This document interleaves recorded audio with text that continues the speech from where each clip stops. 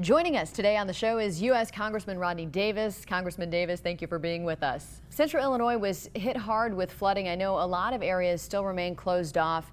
You're working to make sure communities have access to federal grants that really help in the event of disasters.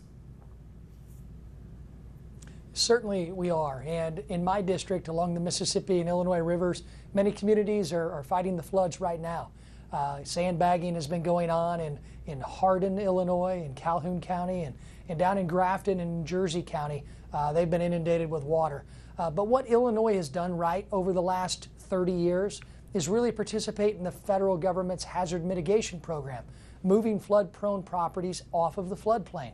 Heck, after 93 and 95 floods, we even moved entire communities out of the floodplain. And that hazard mitigation program is used to stop costly disasters from being as costly. And I don't care whose fault it was, but the Illinois Emergency Management Agency did not file the proper paperwork to be eligible for hazard mitigation funding this year, and we're trying to fix that. Now, as you just said, this is all as a result of the state of Illinois failing to complete an application on time. I know you reached out to Governor Pritzker to see how they plan to help communities who are no longer eligible for these grants. What did he tell you? I've yet to hear back from the governor or the governor's team in response to the letter that I and the rest of the Republican members of Congress sent to him. This is also an issue that's got bipartisan support. Look, we just want to get it fixed. We want to make sure that Illinois communities have access to the same funds that every other state will have access to. This is a problem that we tried to fix this week. I introduced an amendment to the disaster appropriations bill.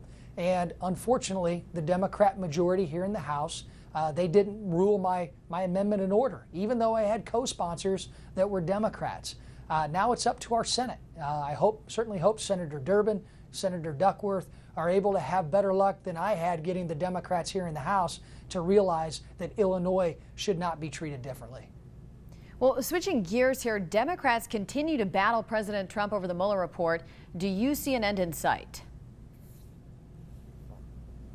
Unfortunately, I don't. I think this is nothing but political gamesmanship being played by the Democrats.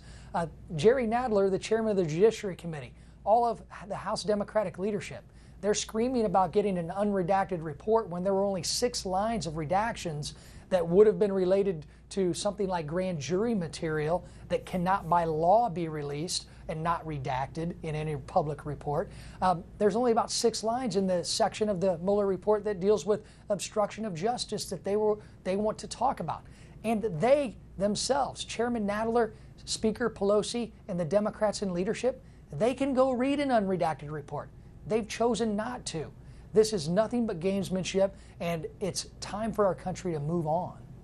Now, you can debate all you want, and both sides seem to be doing that over the obstruction of justice. But what the Mueller report definitively says is that Russians hacked a Florida county in the 2016 election. What are we doing to make sure our election process isn't compromised in 2020? Well, certainly that report does say that Russia tried to interfere in our elections. The good news is that report also says that no American colluded with the government of Russia to try and affect our elections. And what the report also says is not a single vote was changed in the 2016 elections by a foreign entity or by foreign interference. So what we have to do is do what we do now. Our Department of Homeland Security has done a great job working with our local election officials in our communities where our elections are actually regulated at the local level. And they've worked to make sure that we had the highest turnout election in a midterm in over 50 years in 2018, and not a single report of foreign interference. So I think we're on the right track, but we've got to do better, especially coming into this next election. My committee that I serve as the lead Republican on, the Committee on House Administration, had a hearing yesterday with election officials and secretaries of state to talk about this very issue. All right, well, we are just out of time. Congressman Davis, thank you. Thank you, Lloyd.